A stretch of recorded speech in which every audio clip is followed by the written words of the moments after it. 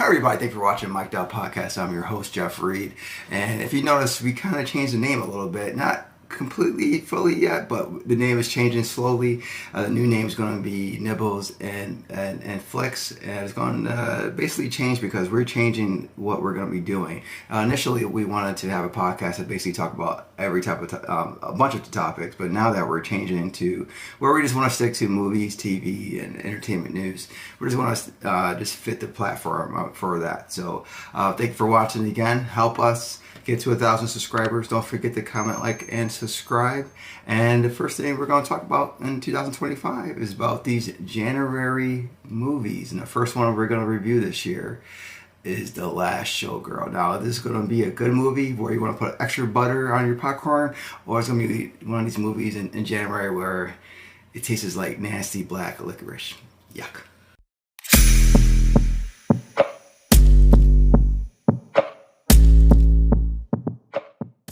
Pamela Anderson is playing Shelley, a glamorous showgirl who must plan for her future when she finds out her Las Vegas show, the La Razzle Dazzle, abruptly closes after a 30-year run. Unfortunately, the show is closing because the new casino owners want to bring new acts, and the movie covers the last 2 weeks of the show before it permanently closes. The movie starts, you actually see Shelley, meet Shelley first as she's doing this audition for a new show. You don't really know if it's in the past or it's in the present or future, but I like how they started off this because you actually see her very nervous, very anxious. She says she has not done this in ages. And then when you really realize that this is actually the end of the film, it goes back in the past. So it's kind of cool how they started off with this character who's at the absolute lowest, and you could tell something's not right with her, and that kind of like engages you to say what's going on, like why is she in this? Is this her first time doing an audition? You know, she's a little bit older. What's going on with this character? And then you realize when they do I want to say the flashback, which is not really a flashback, they basically just start the film and start from the story from where it's like a couple weeks before everything starts to happen. And I actually like that. So during this time, she's very, very happy with her life. You know, everything is going well. She gets to perform every night for the show. She has her friends, Jamie Lee Curtis and a couple other girls. They have a girls' night. She's at the fullest of her life, where she is living this adrenaline rush as being a Las Vegas showgirl, and she just loved the absolute pleasure of just performing in front of people and living a life as a Las Vegas showgirl. And the movie takes a little bit of a turn once they find out that the show is actually going to be permanently closing or ending because the new owners want a new show. And that's when it kind of introduced Dave Batista's character, Eddie. And he's basically like the showrunner of the Las Vegas Showgirls. Like the last one is actually on the strip. So it was kind of cool to see like all the dynamics that she had with her friends, how she was really enjoying life, how things were actually going with her professional life. You see that she also is having dating issues because she's a Las Vegas showgirl. You know, businessmen come in town, they want to date, and so she, you know, going through the things what girls do. They like to talk about, you know, their lives and everything about the profession, dating guys who come into the city who just want to have fun but promise to be the guy that saves the day. So I actually like that part of the film, and it actually showed her character at her peak, at her highest. Another message I think the director was trying to show here is how this lifestyle, how being consumed in your career can affect your family. And that happens when Shelley's daughter Hannah is introduced in the film. I absolutely like how they showed how this relationship was absolutely damaged when it came to Shelley just picking her career. And it actually showed Shelley sometimes she was just pig-headed. She was pig-headed and just believed that everything was going to be okay. Nothing bad was happening. She was basically oblivious, thinking, hey, you know, I had to do my career. My career was more important. She also made some other decisions that also affected her family and love life as well. And you just see Shelley as a person slowly seeing the different things that she realizes working this career, and was it worth it? You start seeing her kind of just regret slowly even though still being pig-headed, but you start seeing her being very, very, very regretful. Should she, live a certain lifestyle? Shouldn't she be focused on being a mother or being a wife? Have a loving family, working another job. Like Pamela Anderson knocked it out of the park with this role because she was able to show this emotion, showing someone at their high and then gradually coming down to their lowest point. And I just like that part of the film. When it comes to her acting chops, she actually used the emotion and used this certain ways where there was no dialogue at all, but you can see the expression on her face. There's learning that reality is really hitting her. Was she a bad mom? Was she a bad wife? Was she too consumed with this adrenaline rush of her career to where now she's gonna be out on the streets because she doesn't have a job anymore? So now she's got to figure out her whole life again. And I actually like that a lot, that they actually focus on that with her character, and she knocked it off the. If there's one person that I absolutely love in this film, and I always felt like Jamie Lee Curtis is always underrated. I think every time she comes on screen, she just lights up the screen, and this performance is absolutely fantastic. And this is probably one of the points that I think the director was trying to show, and it's basically showing that this lifestyle is not always the best when it comes to financially or mentally as well.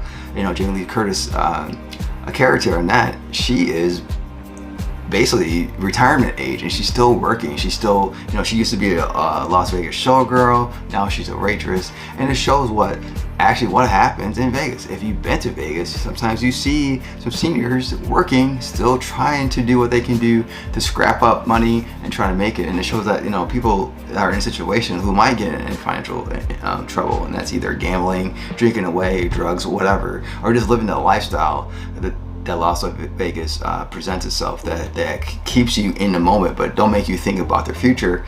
And I love how our character is basically saying, hey, I'm living through the moment. I might be old. I don't have enough to retire. Why retire? I might as well just work and enjoy life and keep living the dream that I love. And I love that because it shows that person. It shows that person that even though they love what they do and they're saying it to you, but do they really believe it? Now that's the thing I love about this performance about Jamie Lee Curtis.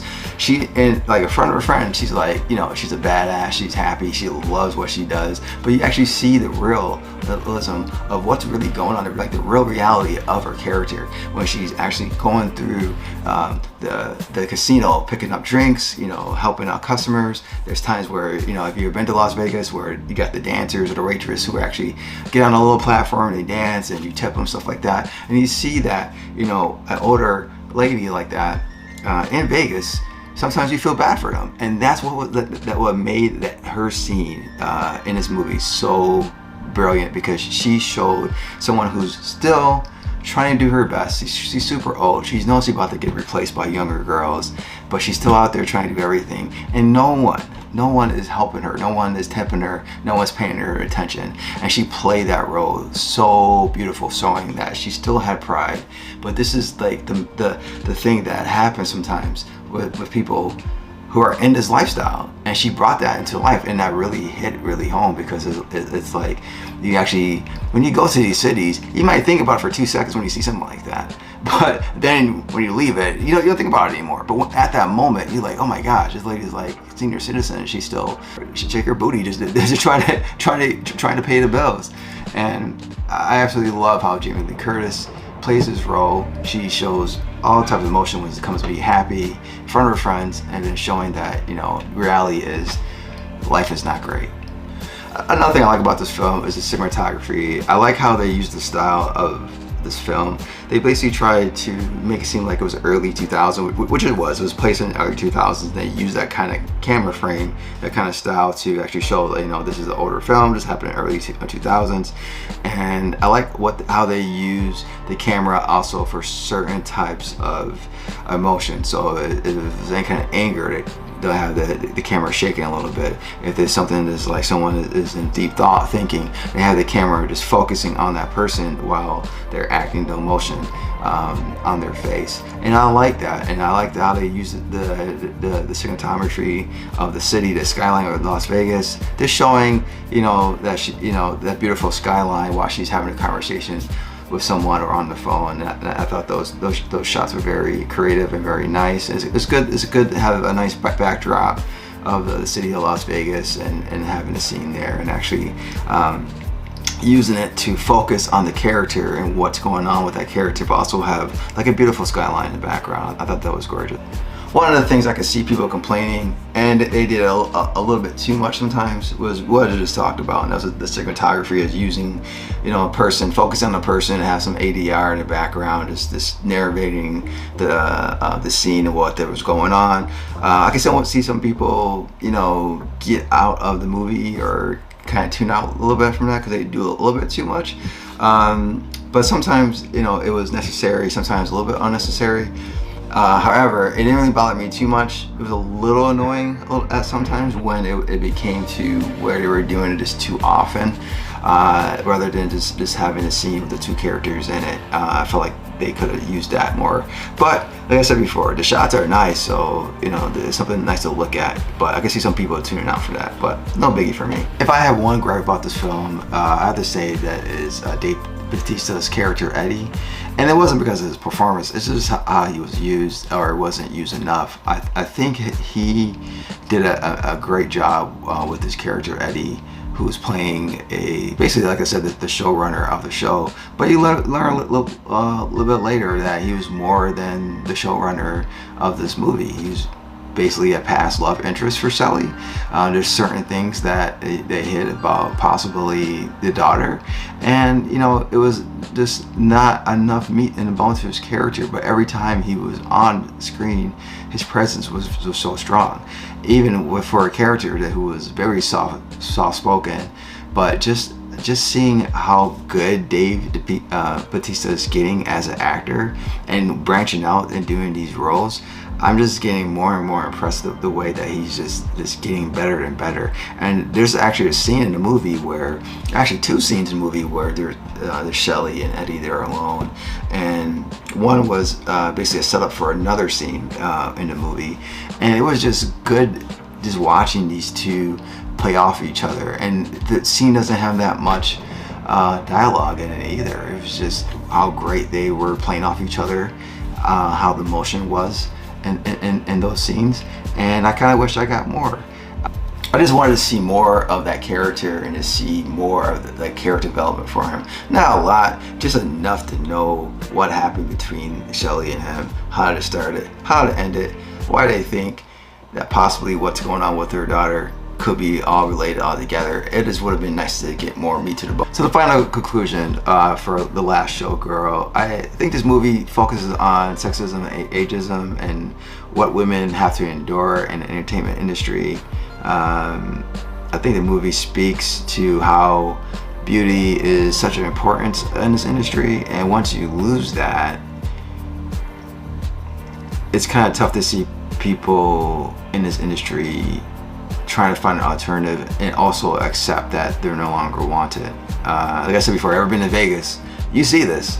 You may think about it for like 2 seconds, like you walk in through the Bellagio or the Caesar or Virgin Hotel or something like that, and you see some older lady dancing, whatever, waiting tables. 2 seconds, you're like, I feel bad for her, and then that's it. But this is reality for some people in the world, and it's tough. I did have some gripes with the film. Like I said, Dave Batista had more scenes. I actually liked his character. I was more interested to see more of him. I could see people getting annoyed a little bit with some of the cinematography shots that is showing the outline of the city, showing somebody walking, through the city with ADR in the back. They did that, I think, too much, and I could see some people get annoyed with that as well. But it wasn't too bad for me. But all around, I recommend watching this film. Even if you didn't even know this movie was coming out like I did, I'll say it's still a good film. Get your favorite snack, get your favorite drink, sit down, watch the movie, check it out in the theaters. It's a good time to watch for your time. If you're looking for something to entertain you for this week, definitely go check this out. And so far, January is looking pretty good. We got some decent films coming out in January. Let's see if January can hold us on and not become like that dreaded, horrible, just why we gotta put all our bad movies for the year in January. So let's see what the rest of the month goes. And thank you for watching. This is your host, Jeff Reed. Thank you for watching Mic'd Up Podcast. Don't forget to comment, like, and subscribe. And let me know, did you see this movie already? Let me know what you think. Did you agree, disagree of what I feel about this film? Is there anything that I missed that you think that I missed out on? Just let us know in the comment section. And until then, we'll see you next video. Take care. Till next time. Bye.